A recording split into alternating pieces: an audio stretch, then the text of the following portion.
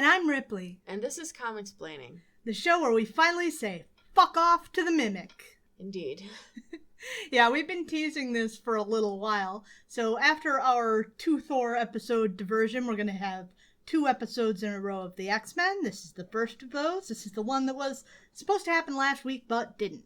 Anyway, we're going to be starting off with X-Men number 29, closing out the year of 1966 because it's December, baby. Written by Roy Thomas, pencils by Werner Roth, inks by a new guy, John Tartaglione, and letters by good old Sam Rosen.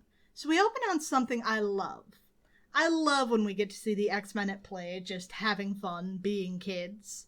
This time they're skating on a frozen pond on the ground of the school. Hey, I thought last issue Jean and Ted were hanging out in the early fall. What gives?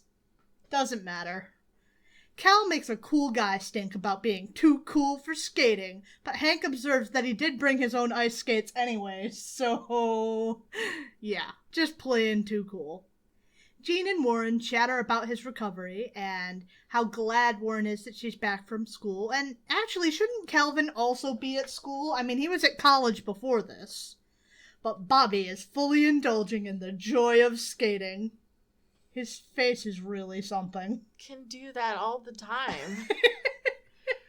He can, and yet, how pumped is this boy? I mean, look, I'm not gonna take his joy away from him. I'm just saying, I don't get it. Maybe it's that everyone else can join in that makes it really fun. Maybe. I have no idea. He's got his chipmunk cheek glory over here. Maybe he's just happy because it's winter and he's not hot all the time anymore. Yeah, maybe. That's gotta be uncomfortable. Yeah. Well, Scott just watches. Everyone clowns around for a bit, and Hank tries to pull his know-it-all act after Bobby falls on his rump. After Bobby falls, only to go careening off across the ice, completely out of control. Talking up some big shit, but now you can't skate either. Jean and Warren take off to couples skate, but Jean's only got eyes for Scott, and she calls off to ask why he isn't joining them on the ice. And he responds that he forgot his skates. But as he turns away from the pond, we find that this was deliberate. He bemoans the perils of his eyes, and how he just can't put away his mutation like Warren, because if he ever loses his glasses, he's fucked. God. I know. Still, he realized that when he hit Warren, he was able to subconsciously weaken his beam enough to not kill him. And so Scott's begun to wonder if he hasn't developed some kind of control. But rather than doing this in the safety of the danger room or any kind of supervision, he decides to test this outside. Carefully, he removes his glasses and opens his eyes, only to find that if anything, his eyes are now worse than ever. Distraught, he collapses to the ground, bemoaning his fate, that maybe this wasn't for any reason and life is cruel and he can never be with Jean. Frustrated, he blasts out at a rocky outcropping of a nearby hill, causing a rock slide. Scott flees and manages to get away with his hide intact, but he chides himself for his temper, coming to a very Scott conclusion that this will serve to me as a reminder that I must never lose my temper no matter how great the provocation, for when I do, my merest glance can lead to disaster and destruction. That's a very Scott conclusion to come to. Yes, repress your emotions more. Do it more. That's the solution. We find that the clatter up above has disturbed something down below. In secret tunnels last used by the British to store arms during the Revolutionary War, the super-adaptoid sits and waits. Apparently he fell back here to take retreat from the outside world, and now Scott's outburst has interrupted it. He's convinced that it's some agent of AIM seeking to take back control from him, and I'm going to have to admit here that I don't know what's up with that because I haven't read the Avengers issues that the super-adaptoid is referring to. No idea what his deal is. Can't help you there. And then some snow falls on him. That's really funny. Just directly on him. It's tremendous. Yeah, further shifts of the land after Scott's little outburst earlier send a cascade of dust and rocks down onto the super-adaptoid, and he finally decides, alright, I'm gonna figure out just what the hell all this is about. So he gets to his feet and starts to awaken dormant circuits within him, activating his memory. First he remembers the past, and then he remembers his goal programmed into him by AIM. His aim, if I may. You may not. Very well. Apparently what AIM wanted the super adaptoid to do was to turn others into androids like him and then use that army to conquer the world. Yeah, beats me. Well, he thinks it seems easy enough, but he needs to make it work at least once to even know if it's possible, which you would have thought that maybe AIM might have tested that function out. But what do I know? I'm not an evil mad scientist, so the super adaptoid sets off looking for a test subject. Back at the pond, the X-Men are up to their usual teenage hijinks. Bobby is extremely frustrated over the fact that while he is Iceman, it doesn't mean he can ice skate. The others return to the school, but after Bobby's frustrating go at skating, he strips down to his X-briefs and takes a few spins around the pond as Iceman with much better results. Little does Bobby know that the super adaptoid watches his antics from the edge of the pond. After Bobby takes a moment to relax and catch his breath, the super adaptoid creeps nearer, convinced that Bobby should be his first test subject. However, he is defeated by a most devious enemy. Ice! The ice on the pond does not support the weight of a 10-foot-tall robot, and as it cracks and douses the android, it also alerts Iceman to the danger at hand. Whirling around, he freezes the super adaptoid solid, giving it an extra dusting of snow before announcing aloud that he's got to head back to the school to tell the rest of the X-Men what just happened. Once Bobby is gone, Suppy bursts on out of the ice and observes that Bobby's ice slide left him a convenient trail directly to where the X-Men are hanging out. Suppy? Do I want to say super adaptoid every time I have to talk about this bitch? Could just say adaptoid. That's still awful, but okay. Call him the Noid. The Noid. I could call him SA for short. There's no winning. Fine. The super adaptoid. But yeah, finally someone notices Bobby's ice slides. Super obvious ice slides. No fucking kidding. Thanks, Bobbert. Speaking of which, upon returning home, none of the X-Men believe that Bobby fought off a 10-foot-tall robot at the pond just after they left. Scott finally returns from sulking and is Bobby's last resort, and Bobby figures he has to have passed by the pond on the way home and maybe he saw the giant robot. But Scott insists that no, he did not, before telling Bobby off for leaving his clothes down by the pond. We then turn to the X-Men, suited up, and watching the professor put Mimic through his paces. They continue not to like him, and he continues not to like them. Oh, this is going well. Yeah. And despite Charles swearing that he thinks there's good deep, deep, deep, deep down inside of Calvin, Mimic, of course, has to immediately make him a clown. Chuck's eyes are fabulous here. He's wearing some falsies. He's got mascara on. He doesn't have the hair thing, so he's got to play up his eye look as much as possible. He did his brows. Honestly, he's serving some looks. The James Charles Professor Xavier look over here. Mm-hmm. Okay. They complain that Calvin is self-centered and only cares about his own abilities, and Cal argues that they are indeed right and he's had it with all of this superheroic bullshit. That's not an argument, that's an agreement. He's Mimic. He argues about everything. You're right. That thing you said is true. That thing you said is true, but fuck you anyway. You motherfuckers. Hate you bastards. Which might make one ask why he joined the X-Men and indeed insisted on becoming deputy leader. And Scott, despite not being deputy leader, has never stopped being deputy leader while Cal was selfishly man-childing about. Are the Mimic and the Super Adaptoid gonna fight? They are. Cool. Are they just gonna, imitate each other in perpetuity? Just locked in an eternal loop of imitating each other? And that is why we don't have to bother with the Mimic anymore. He's locked in eternal combat with the Super Adaptoid. Fantastic. They're evenly matched. Perfectly balanced. That's all they should be. God.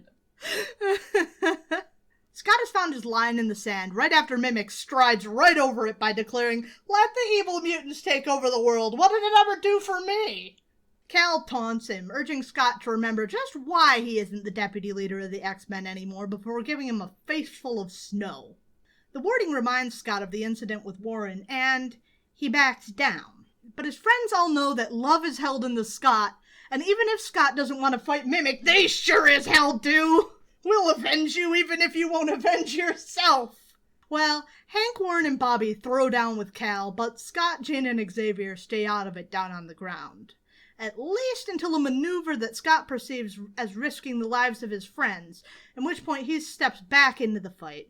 He won't fight for himself, but he'll definitely fight for his friends. This is Xavier's breaking point with Mimic. Despite just a page or so ago swearing that deep down Cal was a good person, he's finally seen the light that Cal is not going to suddenly change and be selfless, and that his presence on the team is just causing disunity. And so Dad gets mad and gives Calvin a real talking to before telling him he needs to get gone. Charles takes one moment to foreshadow that same wooden door that Scott was pointing out for no good reason back when they were fighting Banshee and Ogre, because subtlety is Roy Thomas's real strength. Mm-hmm. And the X-Men return to teenage tomfoolery, deciding to play football. Hey, I thought it was snowing outside. What gives? For some weird reason, this football has been weighted to be lopsided, which is conveniently it will make it harder for Jean to catch it telekinetically, which Scott instructs her to do without fail, but outside of that, I'm not sure that's a good plan. I don't think it makes for a very good football. Why do they have this football? Just for this? I don't know anything about sports. Hey there, football fans. If you can tell us what makes for a bad football, shoot us an email over at comicsplaining@gmail.com. Love ya! Anyway, Jean never gets the chance to catch the ball, robbing us of the true climax of this issue to have to get back to the super adaptoid and his bullshit, as he's arrived back at the school after following Bobby's ice trail. No guile, no screwing around, he just straight up announces that he's going to transmute them into super adaptoids as well. Well, for whatever reason, the X-Men are less than thrilled at the super adaptoid's proclamation, and he makes to grab Jean to demonstrate because of course he does. This pushes Scott into seeing red even more than he usually does, and he jumps to her defense, blasting at the super adaptoid. Fuck you for that joke. Oh my god. You're just fucking full of it today. I am indeed. I'm usually full of it. I think that's true. It's just I don't normally care that much. Well, but I'm tired, so fuck you. Fuck me indeed. Well, Scott jumps to Jean's defense, blasting at the super adaptoid. And the super adaptoid deflects his blast with his shield, and his shield also just conveniently blocks Scott's blasts. Why does he have this? Who thought this was a feature to build into this robot? AIM, why did you make this function? How could you have foreseen this was necessary? Well, the rest of the X-Men aren't far behind Scott, and they all jump into action.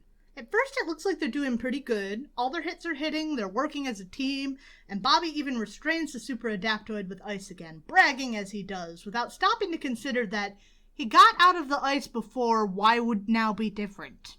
While the super adaptoid demonstrates exactly how, before pointing out that he just used Bobby to get to his friends, and that shuts Bobby up pretty quick. The super adaptoid then hurls an arrow full of some kind of gas that serves as a muscle relaxant of some sort, I think. I don't understand the super adaptoid because he copies the powers of Hawkeye somehow. Maybe they just built that function into him for some reason. For shits and giggles, I guess. It gets stupider as this issue goes on, actually. Boy. Oh yeah. No, it gets even dumber. Well, the super adaptoid announces that he can only make more adaptoids from willing subjects, which really does make you question why he was trying to make Jean an adaptoid to begin with, because she was very much not willing. Enter Calvin Rankin, stage right, who has just been lurking in a nearby bush, watching his former associates get taken down. He's heard the adaptoid's claim that he can transfer powers to other people, and he is interested. So he moves over to where the adaptoid is trying to take traces of the X-Men's abilities so that he can manifest them as well. And Cal's like, sign me up, I'm ready. He calls the super adaptoid Dad. He does. You know it, Dad. Well, the adaptoid begins bathing the Mimic in these electrical rays that are meant to somehow turn his body tissue into solid-state components. And off from the side, Cyclops, who has been fighting to be able to do something, anything, since he's been drugged up by this gas, he finally musters up enough strength to warn the Mimic that the super adaptoid isn't looking for an equal, he's looking for a slave. And selfishness was the right card to play on the old Mimic. He realizes that his will is already weakening, and he's not about to cave to another authority figure now. No way, no how. He tries to back out, shoving the super adaptoid's arm away, and the fight begins because the super adaptoid just isn't going to take that lying down. And now it's the Mimic versus his android equivalent. The pair of them are pretty evenly matched, but the super adaptoid is aware that the X-Men are going to become more and more of a threat as time creeps on and they begin to recover. So he decides that he's just going to take them out of the mix while they're down. And then he doesn't have to worry about them anymore, and he can just go back to dealing with the Mimic. Calvin, for the first time ever, has a moment of selflessness. Not that you would be able to tell much from his actions, but he's not willing to let the super adaptoid murder the X-Men. So he calls out that he's saying deuces, and then taunts the super adaptoid as he takes off. Pretty chill of him to not let them get murdered. Pretty cool of him. That's usually his moral line, like, alright, don't murder these people that I don't like, but, like, I don't like them. Yeah. Just don't kill them. It's not like I like you or anything. It's not like you're my friends. They really aren't, though, because he's a fucking dick. Because he sucks. He does indeed suck. Well, he takes off, and the robot has a sense of pride that has been wounded by the Mimic, even on top of already being pissed off that he was trying to escape. And he flies off after him.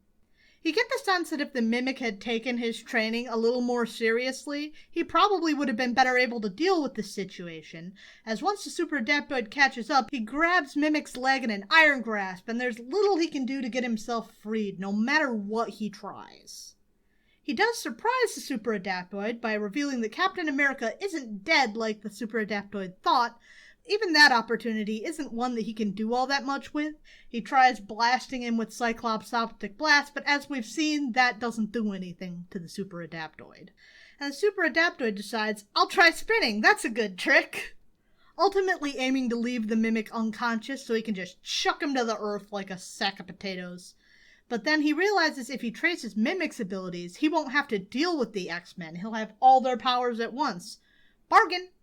So he tries to do just that, and this causes some kind of weird electrical backlash. Because the Mimic's powers are artificial? I'm not entirely sure how that works at all. And the super adaptoids aren't? He's a robot. Right, but he can't take Mimic's artificial powers despite being able to absorb the powers of Hawkeye. I told you it was gonna get worse, and did I lie? Well, I guess it's like when you plug a power strip into a power strip. Maybe. I'm not actually sure I follow at all what you're saying. Trying to save himself, the super adaptoid hurls Mimic away, hoping that with enough distance he can save himself. But the one person who can't save himself is the Mimic. Down below, the now mostly recovered X-Men watch Cal tumble from the sky, his wings seeming to shrink as he goes. Angel flies off to his rescue, catching Mimic at the last moment before he would have been ground pizza. The super adaptoid, too, begins to fall. Somehow, trying to absorb Mimic's abilities drained him of all of his absorbed powers, leaving him in his original form. But no one catches him as he falls to the ground, landing, I think, in water? It's kind of hard to tell. Altogether, the X-Men take stock of the situation. Mimic has lost his powers, but he sees himself as being a better person overall, after having made one selfless choice. The super adaptoid is defeated for now, everyone's okay, and Mimic is fucking gone! Thank God! For real this time. Actually, for real, yes. So what did you think of the end of the Mimic? What's your rating? 1.5. Oof. Sounds like give it a solid, well, a low 3.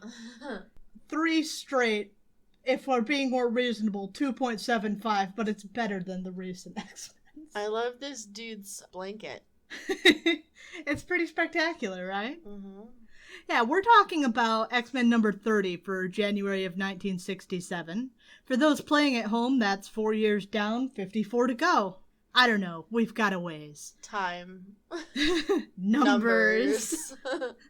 We've actually got some new names in the mix for this issue as well.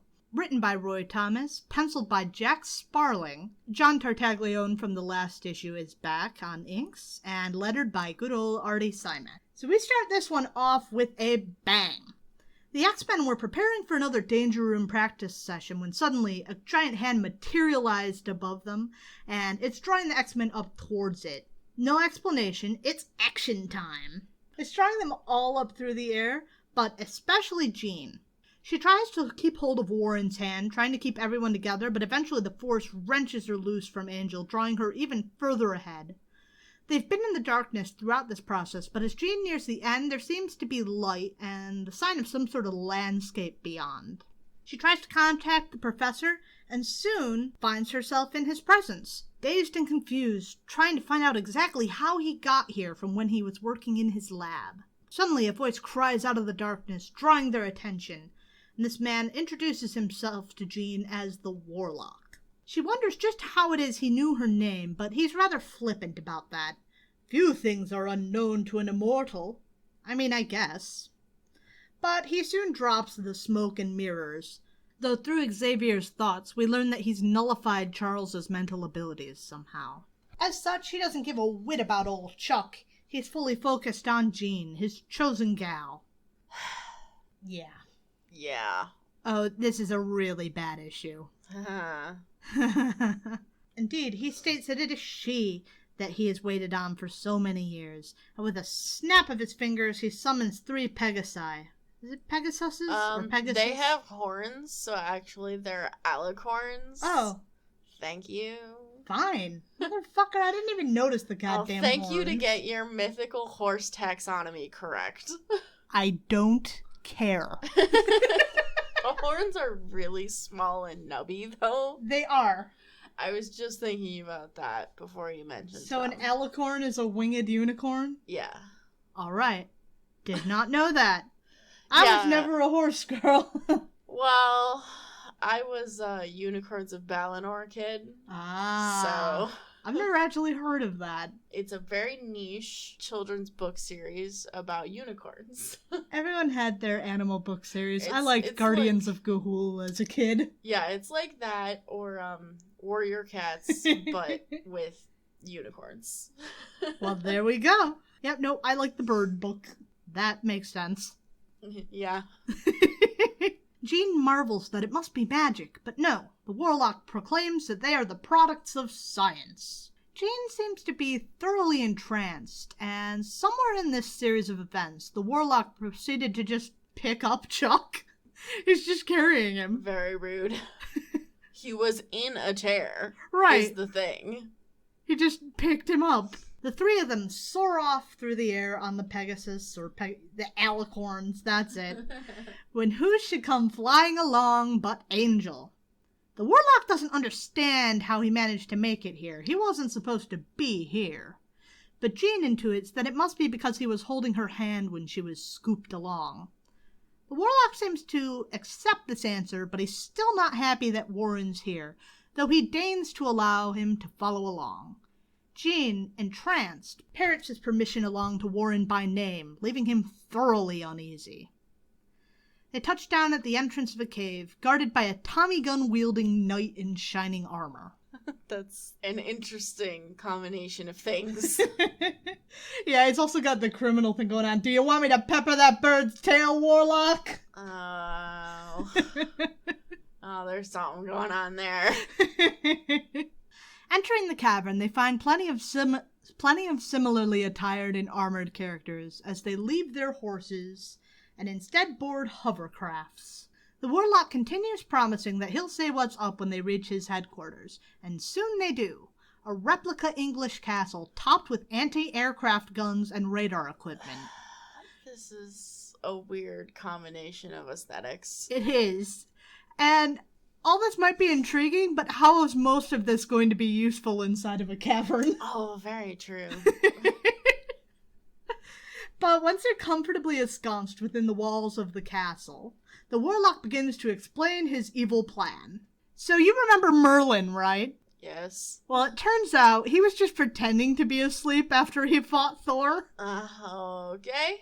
He didn't dare to show his face until he sensed that Thor had been away from Earth for a while. So you'd have to think that his whole take over the world plan, he's doing this while Thor is gone, and hoping that this means he can hold onto it. But if he comes back from his beer run early, Warlock better run. He's apparently so concerned about Thor that he used his powers to alter his appearance. I don't know, this whole thing is written like he doesn't realize that this makes him look like a scared little baby who only dares to show his face when Thor isn't there to hammer him into the ground like a tent peg. I mean, that's fair. It's Thor. Well, maybe don't try to take over the world then. Yeah, true. Well, he's built himself this ultimate weapon that he was talking about. And what this machine does is a lot to comprehend. It will turn mankind's minds backwards to medieval times so they won't have the weaponry or skill to oppose him. That doesn't mean anything. I know, it makes no sense at all. No. No, That's not not at how all. anything works. No, it isn't. I told you this was a bad issue. Well, he's hoping that with all of humanity held hostage, maybe Thor won't hammer him into the ground like a tent peg. I don't think that will work. No, I don't either. Somehow, I just don't buy that. Right, like Thor wouldn't have taken down some motherfucker up on some bullshit back in actual medieval times, because I don't buy that. Right? While Jean, still entranced and enamored by the warlock, she doesn't seem bothered at all by this plan. And she's fully willing to continue her tour of the castle, and Warren hates it. Me too, pal. Me too. Yeah. He notes aloud that Warlock can control only one mind at a time, and that means Warren himself is free to slug him. Which probably would have gone better if he hadn't said it aloud. Yeah. Brain empty, no thoughts, in true angel fashion. Warlock then peers into Warren's eyes, making him believe his wings are on fire. And then Professor X tells him to go jump in a lake. No, literally. Charles knows there's a stream next to the castle, and after Warren jumps over the ramparts he is supposedly extinguished, only to realize his wings are fine, and it was all just the power of suggestion. So he rushes back to the castle and to Charles' side, where Xavier is concentrating on something. On their tour of the castle, Warlock suddenly starts, realizing his mental contact with Xavier has been broken and something's up. He immobilizes Jean and then teleports off to see just what all this is about. When he rematerializes, he reaches Charles and finds Warren cradling him on the floor. And Warren states that Charles was just like this when he came back, seemingly having fallen out of the chair and hit his head. You know, kids, never start a relationship with a kidnapping and a fucking mind control. No, it's not a good start. No. She's either going to get immune to the mind control, or you're going to just feel no satisfaction from the relationship. Nobody wins. Find yourself an evil girlfriend who will be down with all of your evil plans, who really wants to be the evil empress to take over the world. Consent is key. Absolutely. This is not good for anyone involved. At Warlock's order, Warren carries the professor's limp body over to a nearby device, where he studies Charles's mind to see if he is truly in a coma. He really does seem to be getting no response, but his studies are broken by the arrival of the rest of the X-Men. Apparently, Charles somehow summoned them out of the negative space in which the Warlock trapped them, because apparently he can do that? That's new? That's totally not magic. No. Well, it doesn't matter. The Warlock quickly uses his powers of suggestion to make the X-Men believe their feet are stuck to the floor. By the way, I hate what the Warlock is wearing on his head. Yeah, it's the dumbest looking thing in the fucking universe. It is really ridiculous. Furious, he wheels on Charles, announcing his plans to have a tournament in which the X-Men will all be killed by his lackeys. Charles activates his leg braces and follows along behind him as the Warlock makes a bet. If the X-Men live, the world takeover is over and he'll go back to sleep. But if they don't, I guess he won't. He doesn't specify, but I think that's to be assumed. I honestly don't think he would hold to that agreement. No. Frankly. He then ushers the ex-boys down a corridor towards an arena. One of the guards prods Beast with his staff, and he hurls him up towards the stands where the Warlock watches, but Warlock doesn't really care. Instead, he welcomes the still entranced Jean Grey, the apparent future first mutant empress of the Earth. Down below, the boys stand helpless to free her from his grasp, and fearful that they may even have to risk hurting her if it means defeating the Warlock. And then begins the tournament, with a man on horseback with what appears to be a jousting lance. But things are not what they seem, for it is no mere jousting lance, it is a laser jousting lance! Okay. Beast dismounts the horseback baddie before taking his horse for himself, and more bad dudes enter, some on horseback and some archers from up above, which doesn't seem like a particularly fair tournament if they don't even have to be in the ring with the boys. You say they're archers, but they're wielding guns. Like, they have machine guns, so... I'm just saying what Scott said. It's not my fault. He's getting a little too into his medieval times LARPing, I guess. I guess. This is fun play pretend. I will call them archers. Because they're dressed like knights-ish. Castle guards. Yeah. Well, Iceman makes an ice rink underneath the horses, which probably actually hurt those horses, considering how delicate horses can be. It's not the horse's fault. But it is a life or death situation, so sorry horses. I guess. It's not the horse's fault, it's the people who are riding the horses who are responsible for the horse's plight. Yeah, but the easiest way to take out the dudes riding the horses is to take out the horses. So. Yep. I get it. And Cyclops then blasts the wall out from underneath the archer gunmen dudes. So that was the Warlock's big tournament. That's what he had. He had 4 guys on horses and a couple guys with guns. That was not a tournament. That was just putting some dudes in a ring. That was a cage match, is what that was. Game over. Well, Beast rides up against the wall and seizes onto one of the wall draperies and uses it to pull himself up, seemingly intent on a kiss from Ms. Marvel Girl. I would tend to prefer he's being a smartass about this, but considering how Beast tends to act in the Silver Age, I don't know how far my wishful thinking is going to take me on belief. I don't know. It doesn't matter, Warlock blasts him backwards, there's no unwilling kissing, so cool. Good. Yeah.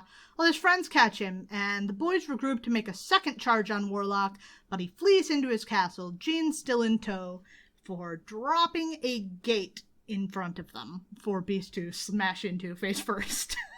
He earned it this time, I think. He deserved that. He did.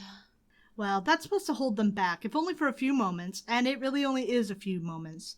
Maybe they would have taken a bit longer, but they made off with Jean, and Scott is not going to be having any of that nonsense. He is pissed off. So he blasts through the bars, and the X-Men give chase, Warren carrying the professor along with them. Hey, I thought his leg braces were working. What gives? It really varies from panel to panel, doesn't it? It really does. I guess it's to make sure he's safe when Warlock launches explosives down the stairs, because Warlock launches explosives down the stairs. Cool. Bobby deflects him with an ice slide, but it's very nearly deadly, and the distressing sight upsets Jean, even in her stupor. Charles finally fully frees himself from the fog that the Warlock put on his powers, and in a rage, the Warlock topples a nearby tower on top of the bunch, but they aren't destroyed. That's right, seeing her friends in danger, Jean finally snapped out of her trance, and she used her telekinesis to save them. Infuriated, Warlock attempts to kill Jean with his mental powers, but while he's focused on her, Cyclops gives him a mighty blast, and the Beast wraps the Warlock up in his own cape before bringing his parcel over to the Professor, who returns Merlin / the Warlock to his previous comatose state. Cool. That only leaves a little bit to do to wrap things up. They take care of the Goon Squad and head back for home. So how did you rate this bad boy? 3 out of 5. Fuck you. You absolutely don't. 2 out of 5. I'm gonna go... If I could, I'm gonna say 1 star, but my heart says half a star. I mean, there was a lot that I didn't like morally, but I didn't mind it as a story. I thought it was really badly written. I thought it was kind of dumb. But And the art wasn't great. Whoever the stand-in artist is, I don't love. Well, to each their own. Yes. We move on to our final issue this week. We have X-Men 31 from February of 1967, written by Roy Thomas. Werner Roth is back on pencils, inks by John Tartaglione, and letters by Sam Rosen. We must destroy the Cobalt Man! But not just yet. This feels like an Iron Man villain. Well... Oh, he is? Yes. I don't know if he actually is, but he's Iron Man adjacent. Mm-hmm. Yeah. He just looks like Blue Iron Man. Yep. Which is how you know he's an Iron Man villain. His name is also Cobalt Man, which seems fairly obvious. I mean, this happens in Iron Man comics. You know, you've got the Titanium Man, Crimson Dynamo. It's pretty obvious. You make your own suit of armor and you fight the man in the suit of armor. Yeah. That's just how it goes. That's how it goes. Well, we open on a danger room sequence. Angel is dodging jets of flames through a curtain of smoke. He's in trouble, and Cyclops urges Beast to come to his aid. Beast doesn't wait a moment before springboarding up to grab Angel's wrists. Down below, Bobby is building a guide pole out of ice, and in the smoke, Hank is able to use his feet to find it and guide the pair of them safely down to the ground. The fans in the danger room clear away the smoke, and with that, the test is over after the professor gives a rousing approval of their performance. Scott and Warren have another one of their weird moments of mutual appreciation. Scott's very happy that Warren is now fully recovered. Good. But given how well they've handled themselves, the professor gives them the day off, because you know how well that always goes for the X-Men. Oh my god. Bobby and Hank immediately double up for another one of their infamous double dates, and Warren decides that he's going to hop in his Mustang and just see where the road takes him. And Scott is fully prepared to just stay home and help the professor with his experiments. Moping. Yep. But Charles insists this is not necessary. Indeed, with a gleam in his eye, he hands Scott the books that Jean loaned on pre-Columbian civilization, asking him to return them to her. The professor is hoping to give young love a nudge in the direction of actually going somewhere, rather than the insufferable endless pining. He's playing a little bit of matchmaker. Besides, he wants a little bit of time to himself. Well, Scott heads on his way to meet up with Jean, only to find just outside the house Warren is still waiting in his car. And Warren confesses that his real intention all along had been to go meet Jean, but since Scott is heading up there, he'd like to give him a ride and just maybe figure out which one of them Jean is interested in after all. And Scott is good with this. They're good boys. We turn now to Hank, preparing for his date and musing to himself about why he is the way he is. His theory is that due to the mockery he's faced in the outside world due to his different physique, he takes shelter behind his vocabulary. He builds up a bombastic personality where no one can see the real him to hurt him. Fair enough. I don't know why all of our self-introspection always seems to be when we're getting changed for time off for vacation. You know, when you're getting ready in the morning and you're putting your clothes on, you kind of tend to do that sometimes. I don't, but I'm barely awake when I'm getting ready in the morning. I think about a lot of things in the morning. I think, oh God, need coffee. Oh God. Well, Bobby interrupts his musings to say the girls are on board with the double date idea. It is a go. So, supposedly Charles told Jean to expect company, but apparently she doesn't know this. She's hanging out with the dread Ted.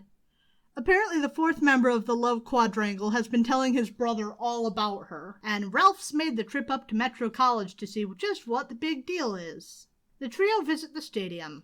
In his time at the school, Ralph was quite the athlete, and he wants to see what the school has done to his old stomping grounds with their renovations. In the constant battle of one-upmanship between the brothers, Ted ends up challenging his big brother to a pole vaulting match. Unfortunately, things don't go quite as planned. Ralph launches himself upwards, but midway up, under the strain, the pole cracks and he hits his head on the way down against a pole. He's humiliated by his loss, but he offers to take Jean and Ted to a nearby diner to eat, where he tells them what's been up with his life. Up until recently, Ralph worked with Tony Stark, experimenting with cobalt. Some sort of unpleasantness happened to force his departure, and he formed his own research lab, Robert's Research. While they're talking about this, Who should wander in through the door but Warren and Scott? The pair settle in at the table with the rest, and over conversation, Ralph invites them all out to see his new laboratory. Warren bows out, finally giving up his sights on Jean. But Scott accepts the invitation, both out of curiosity over the labs and interested in finally taking a chance to talk to Jean. If he doesn't chicken out again. At the Coffee A Go-Go, Hank and Bobby sit with their dates, watching a rather bad Beatnik Poets performance. Nothing like going on a date to your workplace with your boyfriend and his eternal date partner, huh, Zelda? The poet tries to bum a coffee off Zelda, but Bobby freezes it solid. That was a great interlude. Very exciting. We also follow Warren along on his adventures now that he's departed from the bunch. He's gone to some other teenage hangout hole for groovy teens. It wasn't what he expected, but he's fully down to dance the night away and have a good time with his time away from the school. He's just about to hop to it when a pair of hands cover his eyes from behind. It turns out it's an old friend from childhood, a lovely girl named Candy Southern. They have a seat and start catching up on one another's lives. Back at Robert's research, Ralph is showing the group some models that he hopes to one day realize into craft capable of journeying into the planet's core. He then sets Jean and Scott in front of a slideshow of some of their research while pulling his brother off to the side to show him something really special. Apparently, in secret, he's been creating his own suit of Iron Man-esque armor made of cobalt. Apparently the reason he quit Stark Industries is that Tony refused to divulge the secrets of Iron Man's armor, and so Ralph decided to make his own, but better. And you'd better believe he's fully willing to sell the government the blueprints, unlike Tony. He demonstrates the armor for his brother, mentioning the one downfall of this armor is that if it's worn for over 2 hours, it starts producing radioactive cobalt-60. So that's not great. This is why Tony wouldn't tell you how to do it. Still, his recoil beam is pretty impressive. Ted even reckons it has to be nearly as strong as Iron Man's repulsors. Ralph, ever the competitive man, insists they're even stronger. After blasting a hole through the roof of his own building, he jumps outside before touching back down. Just go out the door. Right? Ted is beginning to be a little concerned with his brother's erratic behavior since the bump on the head, and he suggests that he leave the superheroics to Iron Man. Ralph, still mad about the whole Iron Man situation, does not take that comment well, and he backhands his little brother, knocking him out. Yikes. Yeah. Still out of sorts from his head injury earlier, he fixates on that idea of Iron Man, destroys his own mold for his armor, in fear that it'd fall into the armored Avengers' hands. Jean and Scott in the other room hear the ruckus, and they abandon their slideshow to peek in on this creep tearing up Ralph's lab. Quickly, they change into costume and confront the armored figure.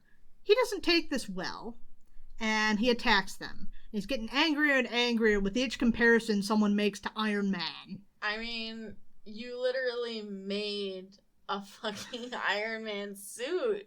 How my dare dude. you?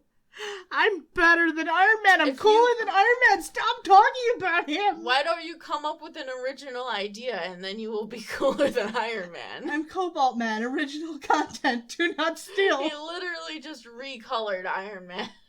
This is my original character, Cobalt Man. Original character. TM. Do not steal. They face off with him for a short while, and Cobalt Man eventually looses some kind of metal cabin from the ceiling, dropping it on Marvel Girl and Cyclops.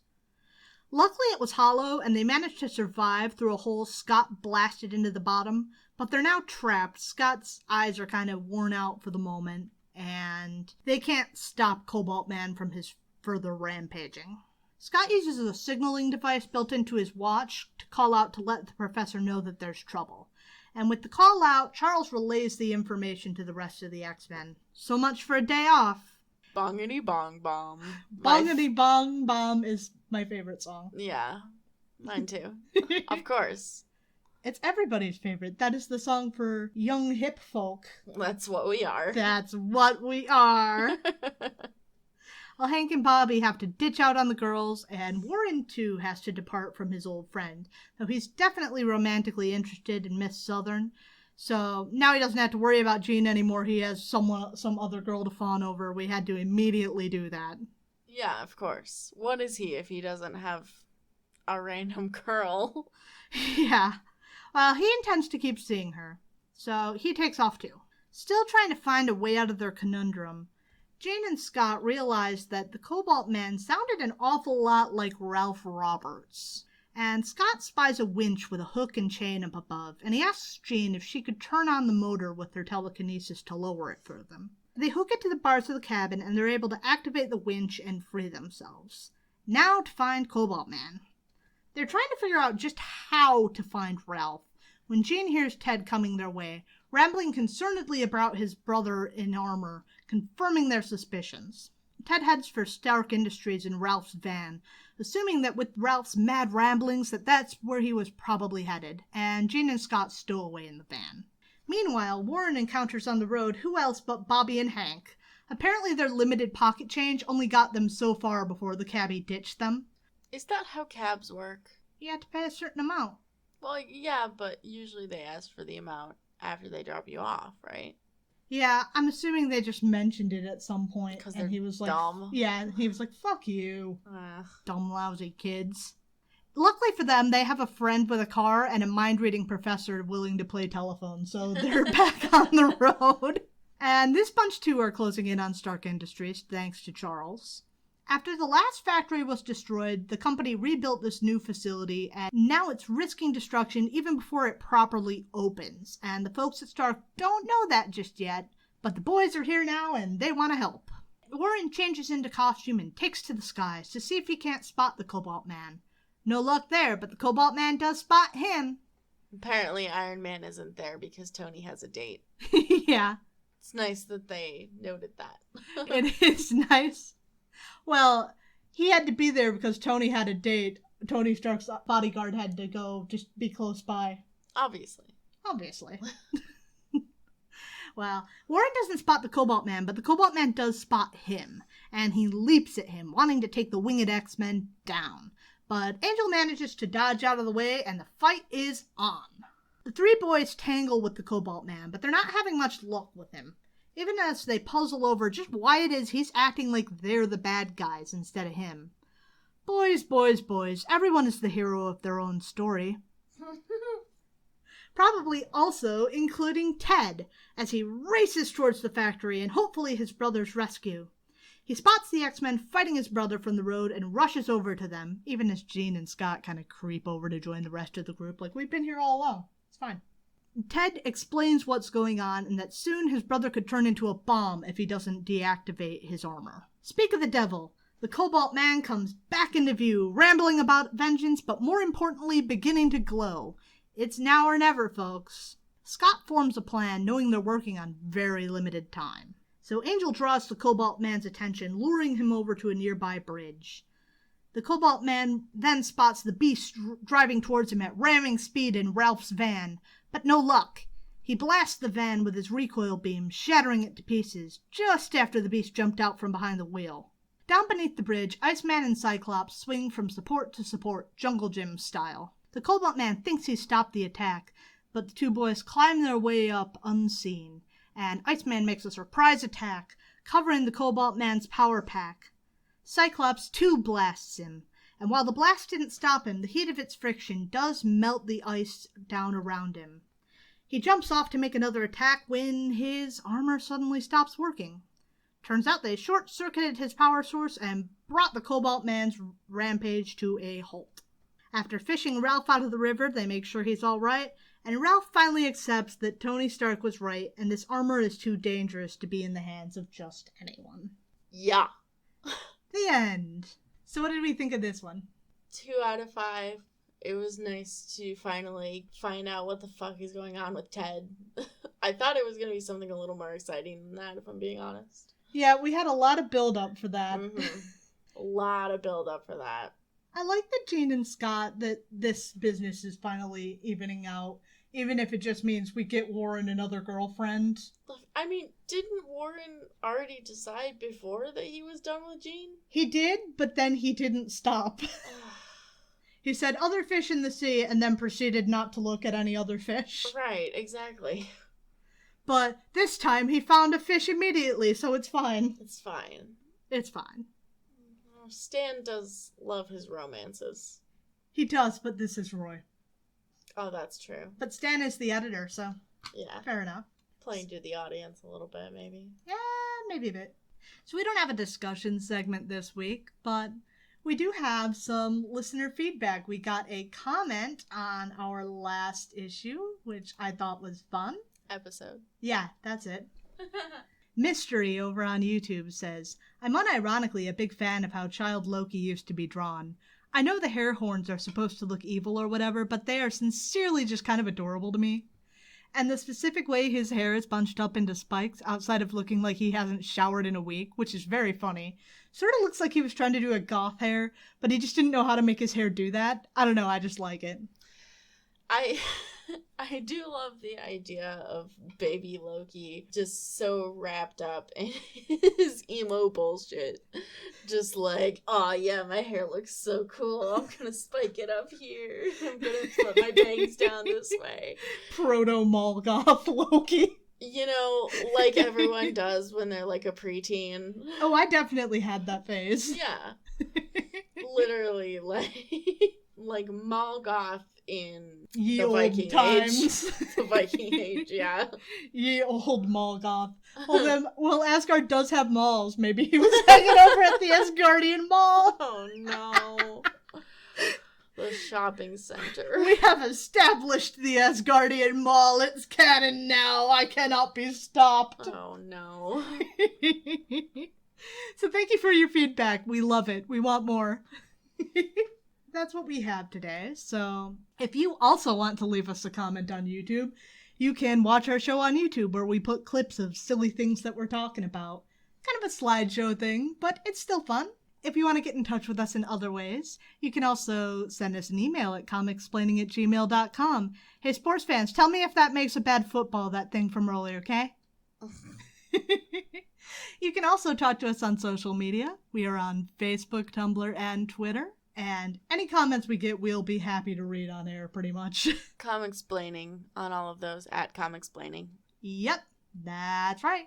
If you're interested in supporting the show, we do have a Patreon up where we put out outtakes each week, but as we get more patrons, there's going to be other content that we're willing to put up there. That's fun. Also, rate and review us over on Podchaser or iTunes. We would really appreciate that. Other than that, just our usual plugs. If anybody plays Marvel Puzzle Quest, consider joining our alliance. We are 61Fix. That is the number 6, the number 1. The word fix is in fixing your car. With that said, we're going to be back next week again with the X-Men, where we're going to figure out what's behind that door that Roy has been so unsubtly teasing. Huh? What door? Oh yes, there's a door. It's been here all along. I didn't notice. Yes. Oh. You say it was unsubtle, and yet I have no idea what you're talking about. Well, you'll find out next week, and we look forward to talking to you then. Bye! Bye.